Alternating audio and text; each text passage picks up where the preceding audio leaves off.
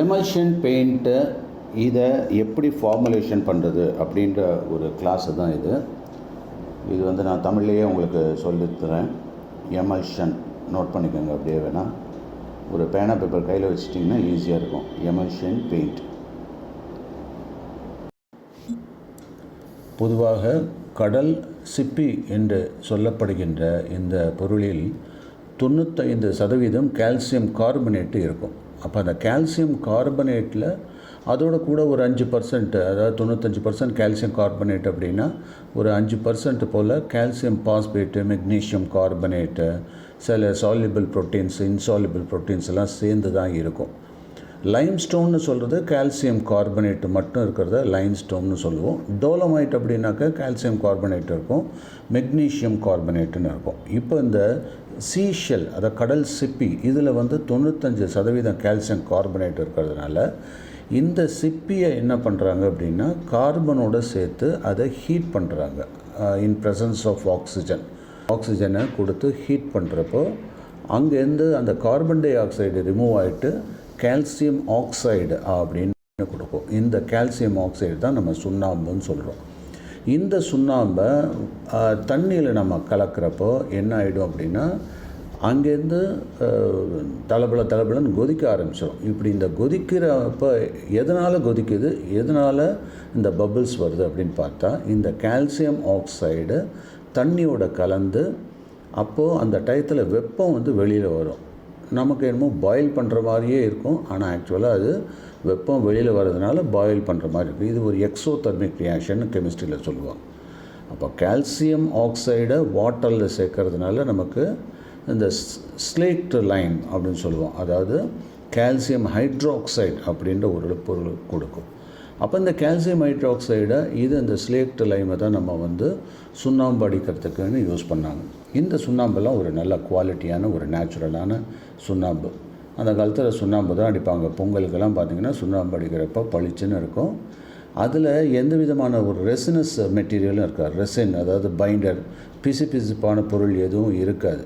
அதனால் என்ன ஆகும், வெறுமனை பிசுன்னு இல்லாமல் வெறுமனை ட்ரை பவுடராக இருக்கிறப்ப மேலே செஞ்சோம்னா சுண்ணாம்பு ஒட்டிக்குதுன்னு சொல்லிட்டு அந்த காலத்தில் என்ன பண்ணுவாங்க, கொஞ்சம் ஸ்டார்ச், அதாவது சோத்து கஞ்சி இதெல்லாம் போட்டாங்க. அதுக்கப்புறம் இந்த அக்ரிலிக் பேஸஸில் சில ஃபெவிகால் இந்த மாதிரியான ஒட்டு பசை உள்ள திரவங்கள்லாம் கிடச்சிது, அதாவது அட்ஹெசிவ்ஸ், கம்மு இதெல்லாம் கிடச்சிதுன்றதுனால அதை வந்து கொஞ்சம் கலக்க ஆரம்பித்தாங்க. அப்படியே கலந்து தான் இப்போது ஒரு அட்ஹெஷன் நல்லா வரணும், அதாவது சாஞ்சாலும் ஒட்டக்கூடாது சுண்ணாம்பு அப்படின்ற போர்வையில் தான் இந்த மாதிரி ஆர்டிஃபிஷியலான இந்த டிஸ்டம்பர், எமல்ஷன், அக்ரிலிக் எமல்ஷன் இதெல்லாம் உருவான வரலாறு இது தான்.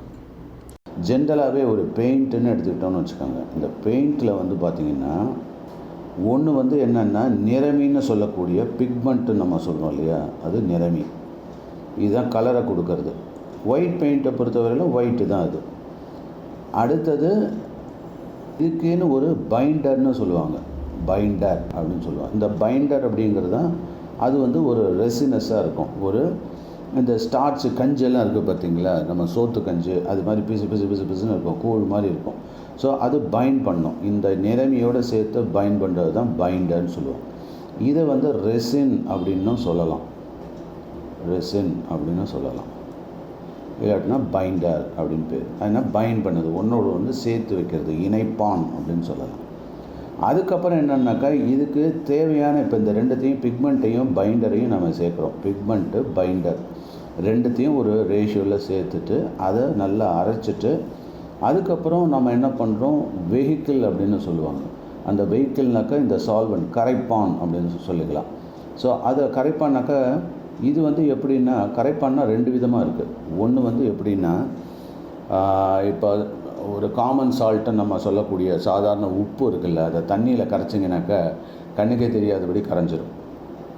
அதே இது இப்போ சின்ன குழந்தைங்களுக்கு வந்து நாம் மருந்து கொடுக்குறப்ப என்ன பண்ணுவோம், தேனில் கலந்து இதில் சங்கில் நல்லா கலந்து கொடுப்போம். இது மாத்திரையை நல்லா நுணுக்கி அதில் என்ன பண்ணுவோம்னாக்கா டிஸ்பர்ஸ் பண்ணி கொடுப்போம். அப்போ இதில் கரையாது. அதுக்கு பதிலாக என்னென்னா ஒரே மாதிரி யூனிஃபார்மாக அப்படியே ஸ்ப்ரெட் ஆகிடும்.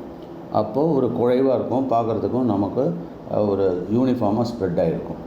ஸோ இது வந்து குழைப்பு தான், இது குழைய செய்கிறது. ஆனால் அது கரைக்கிறது, அது தண்ணியிலே உள்ளே பூந்து கரைஞ்சிரும், அப்புறம் பார்க்க முடியாது. ஆனால் இது வந்து என்னென்னா ஒரு கூழ் அப்படின்னு சொல்லலாம். அந்த கூழ் வடிவத்தில் இருக்கிறதுனால ப்ரஷ் பண்ணுறதுக்கு சௌகரியமாக இருக்கும். ஸோ இப்போ இந்த கரைப்பான்னு சொல்கிறது இதை தான் நம்ம எடுத்துக்கணும். இங்கே டிஸ்பர்ஸ் ஆகுது இது. ஸோ டிஸ்பர்ஷன் அதுக்கான ஏஜென்ட்ஸு. ஸோ டிஸ்பர்ஸ் தான் இங்கே ஆகுது, வாட்டரை பேஸ் பண்ணி டிஸ்பர்ஸ் ஆகும்.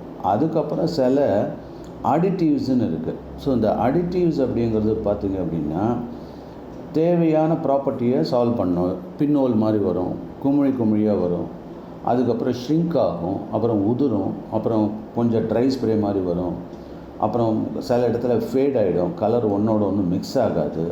ஸோ இதுக்கெல்லாம் வந்து நிவர்த்தி பண்ணுறதுக்காக நம்ம வந்து இந்த சேர்மானம்னு சொல்லக்கூடிய அடிட்டிவ், அது வந்து ஒரு ஸ்மால் கெமிக்கல் ஏஜென்ட் தான். இதோட அளவு வந்து ரொம்ப ரொம்ப கம்மியாக இருக்கும்.